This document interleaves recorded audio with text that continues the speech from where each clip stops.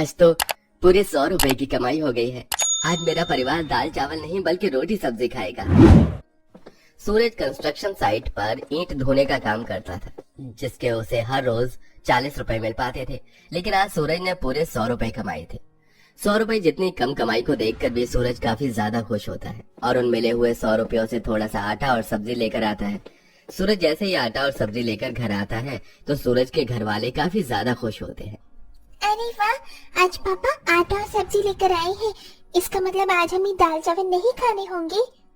माँ, जल्दी से हमारे लिए रोटी और सब्जी बनाओ ना। आज तो मैं पूरी 3 रोटी खाऊंगा। भगवान ने मेरी सुन ली। कितने दिनों से मैं प्रार्थना कर रही थी, लेकिन आज मेरी प्रार्थना भगवान ने स्वीकार कर ली। मैं बस जल्दी से आप सभी के लिए गर्मा गर्म रोटी और सब्जी बनाती हूँ। जमुना अपनी नंद निधि के साथ चूल्हे पर जल्दी से गर्मा गर्म रोटी और सब्जियां बनाती हैं।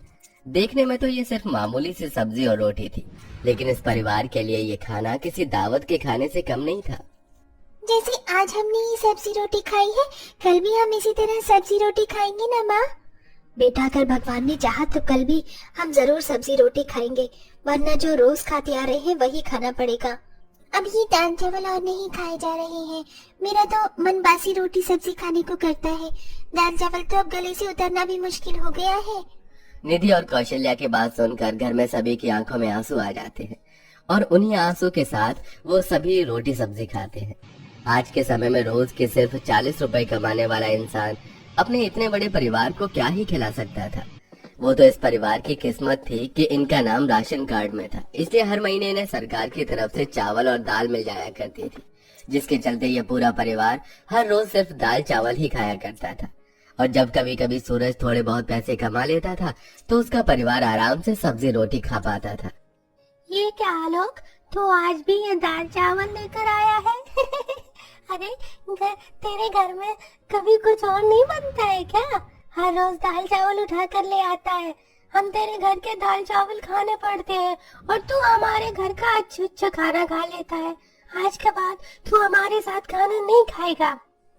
आलोक की क्लास के सभी बच्चे हर रोज उसके दाल चावल लाने पर उसका काफी मजाक उड़ाते थे, लेकिन बेचारा आलोक भी अपने घर के हालातों से अच्छी तरह वाकिफ था, इसलिए वो किसी से कुछ नहीं कहता और चुपचाप से चावल खाने लगता है। ऐसे ही एक दिन, अरे मंजू दीदी, आप यहाँ, वो भी ऐसे अचानक? हाँ, यही पास से गुजर रही थी तो सोचा कि तुमसे मिलती चलूं। कौशल्या अपनी नंद मंजू को जल्दी से घर में ले आती है और घर पर बिठाकर पानी पिलाती है। अरे अब क्या सिर्फ पानी पिलाओगी या थोड़ी बहुत पेट पूजा भी करवाओगी? बड़े जोरों की भूख लग रही है। अपनी बुआ सास की बात सुन जमुना अपनी सास की तरफ देखती है और चूल्हे पर रखे हुए दाल चावल को प्लेट में डालकर ले आती है। पता है मंजू दीदी, मेरी बहू बड़े ही स्वादिष्ट दाल चावल बनाती है। खाकर देखिए, आपको भी बहुत अच्छे लगेंगे। तुम लोगों की इस दाल चावल से ज्यादा खाने की कुछ हैसियत भी तो नहीं है। मैं अच्छे से जानती हूँ, ये दाल चावल तुम्हें सरकार की तरफ से मिलते हैं, इसीलिए महीना भर तुम यही दाल चावल खाते हो।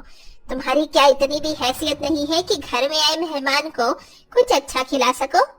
कौशल्या की नंद उसकी और उसके परिवार की बेइज्जती पर बेइज्जती करे जा रही थी, लेकिन बेचारी कौशल्या चाहकर भी कुछ नहीं कर पा रही थी। पूरे परिवार की बेइज्जती करने के बाद मंजू वहाँ से चली जाती है, जिससे कौशल्या को काफी दुख होता है। अगर कोई इंसान गरीब है तो क्या उसकी कोई इज्जत भी नहीं है? लोगों को सिर्फ पैसा दिखता है, किसी के दिल का प्यार नहीं।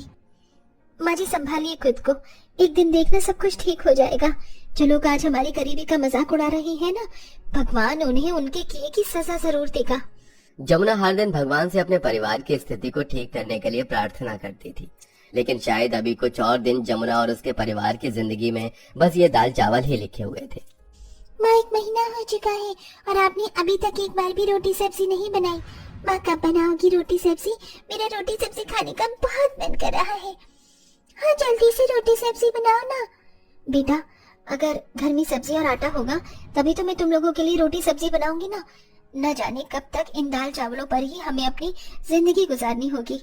हर रोज दाल चावल खाने की वजह से पूरे परिवार को ठीक से पोषक तत्व नहीं मिल पा रहे थे, जिसके चलते सबका शरीर काफी ज्यादा कमजोर हो चुका था और इस कमजोरी का सबसे ज्यादा असर जमुना के तीनों बच्चों पर था। हे भगवान, अब तो ही कोई रास्ता दिखा, वरना मेरे बच्चों की हालत तो और ज्यादा खराब हो जाएगी।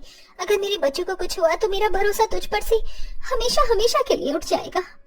जमुना आंगन में बैठी मन ही मन भगवान से सब कुछ ठीक करने के लिए प्रार्थना कर ही रही होती है कि तभी जमुना देखती है कि कई सारी औरतें अलग अलग सामानों को इधर से उधर ले जाकर बेच रही होती हैं।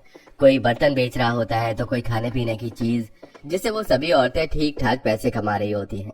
ये सब देख जमुना को एक आइडिया आता है और वो जल्दी से अंदर जाती है। माँ जी, हमें सरकार की तरफ से ठीक ठाक दाल चावल मिल जाते हैं। पूरा महीना खाने पर भी बहुत सारे दाल चावल बच ही जाते हैं। तो क्यों ना इन बचे हुए दाल चावल को बनाकर मैं बाहर ले जाकर बेचूं, इससे मैं कुछ पैसे कमा सकती हूँ। भाभी, आइडिया तो बहुत ही ज्यादा अच्छा है। अगर आप कहो तो मैं भी कुछ काम करना चाहती हूँ। वो सामने वाला बंगला है ना, उसमें एक नौकरानी चाहिए जो घर की साफ सफाई और खाना बना सके। और ये सारे काम तो मुझे आते हैं। आपके साथ साथ फिर मैं भी 2-4 पैसे कमा सकती हूँ।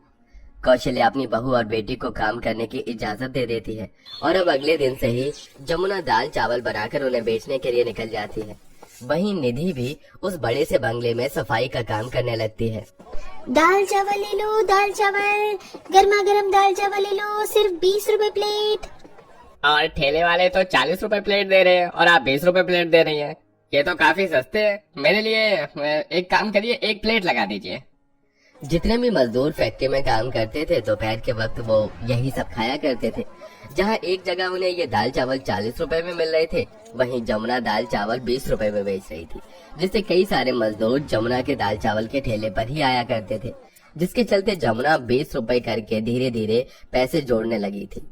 वहीं निधि भी साफ सफाई करके ठीक ठाक पैसे कमा लेती थी और आज पूरे 1 महीने के बाद दोनों नंद भाभी पैसे मिलाकर पूरे परिवार के लिए पहली बार अच्छा खाना लेकर आती हैं, जिसे देख पूरे परिवार की आंखों में खुशी के आंसू आ जाते हैं।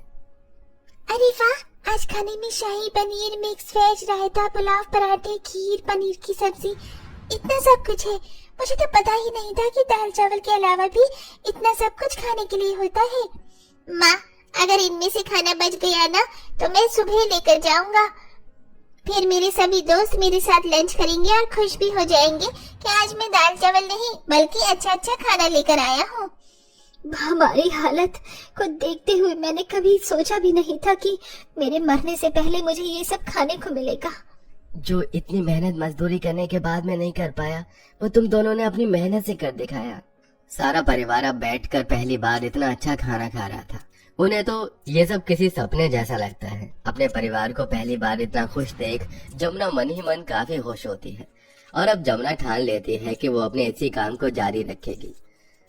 दाल चावल बेच बेच कर जमुना काफी सारे पैसे जमा करके रख लेती है।